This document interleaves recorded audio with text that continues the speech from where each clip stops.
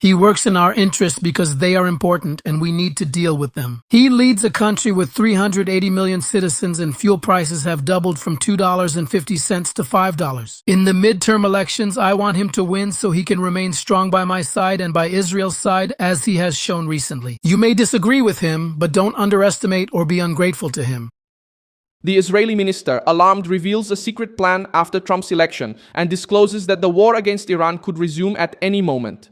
Bezalel Smotrich, Israel's finance minister, said that Donald Trump also needs to protect Americans. He spoke about the burden of gas prices. He mentioned the midterm elections and made it clear that he is interested in seeing Trump strong, because that keeps the United States closer to the state of Israel. That's where the plan comes in. Maintain deterrence, prevent Iranian reconstruction, strengthen the Israeli presence in security zones, and keep the Air Force ready to act within a few hours if the political leadership authorizes it, while Qatar calls for diplomacy. The neighborhood. We need understanding between us and them. Of course, what happened is unacceptable, whether it's against us or against our other brothers in the Gulf countries. We are in direct, continuous, and constant coordination.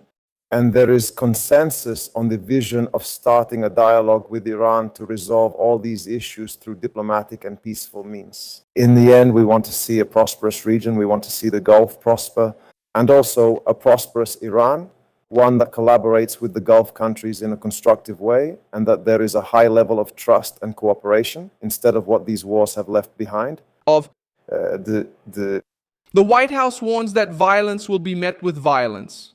And Israel's Defense Minister Israel Katz says that fighting could resume if Trump considers the negotiations exhausted or if Iran attacks Israel. I'll tell you all about it in a moment. If you enjoy straightforward content, subscribe for daily videos like this. They were effective, so this will freeze the situation. But that's not convenient for us. Freezing with sanctions maintained. What Iran gets now is $40 billion, only 10% of the losses. Trump took all the economic pressure off the Americans and only 20% off the Iranians. The reality is that with a political decision in just 3 or 4 hours, the Air Force acts as if it's at home over Tehran. Unprecedented. This creates strong deterrence as long as Iran doesn't resume collecting unprecedented force. But let's not get confused. Confuse. And I don't accept now a reality of negotiations with Iran. That's not why we came here. I accept even less a reality where we bury our heads in the sand like ostriches for an artificial peace, and in 10 years we find Iran with nuclear weapons and 20,000 missiles pointed at us. That I accept even less. The minister stated that Trump took 100% of the economic pressure off the Americans, while only about 20% of the pressure on Iran would have been relieved.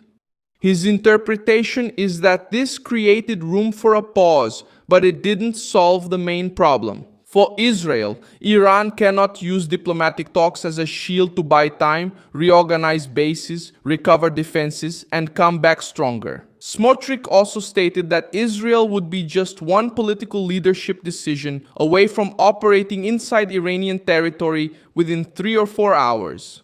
The statement carries weight because it shows that Tel Aviv does not see the truce as a definitive peace. It sees it as a closely watched pause. The military structure would be prepared. And the message to Tehran is clear. If there is a rebuilding of Iranian capabilities or a new attack against Israel, the response could come quickly. The fear mentioned by Smotrich is not only in the present. He spoke of a reality that Israel refuses to accept.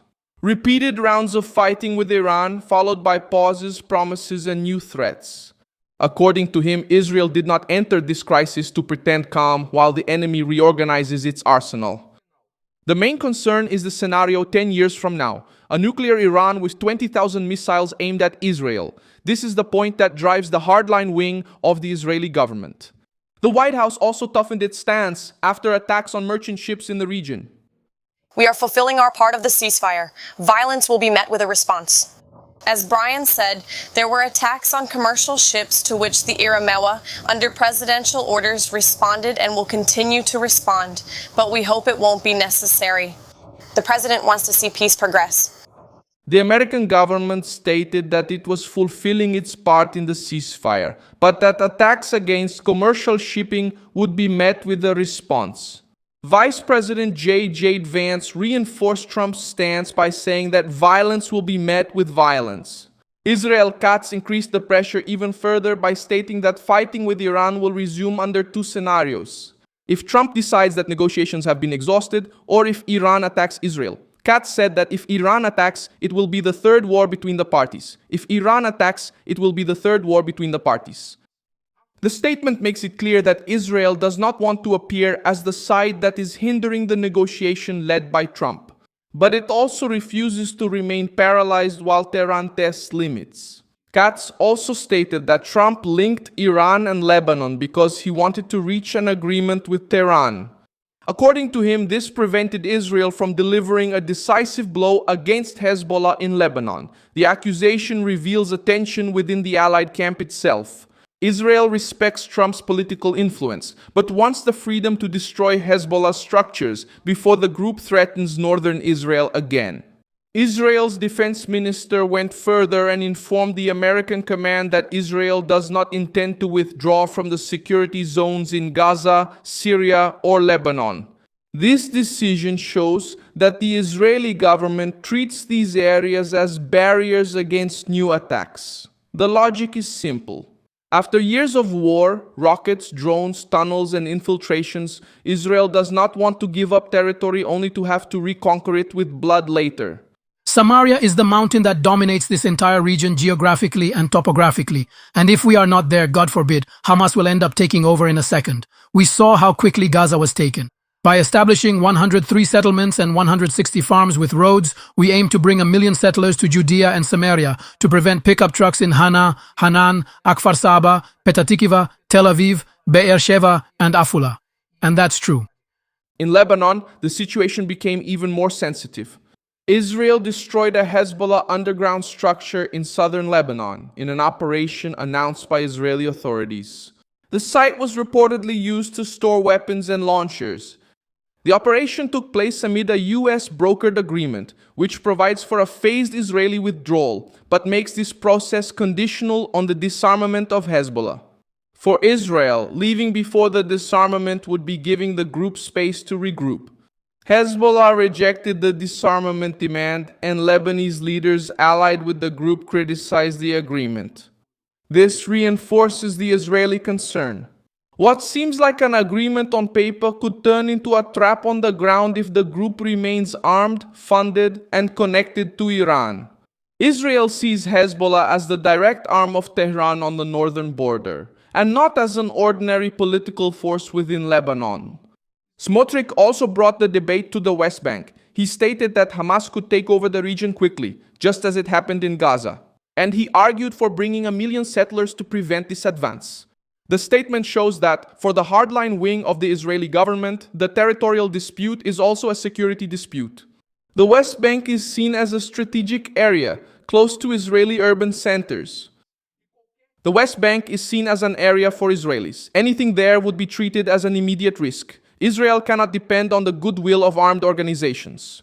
Smotrich's reasoning is that a reinforced Israeli civilian presence would make it harder for terrorist groups to quickly take over the region.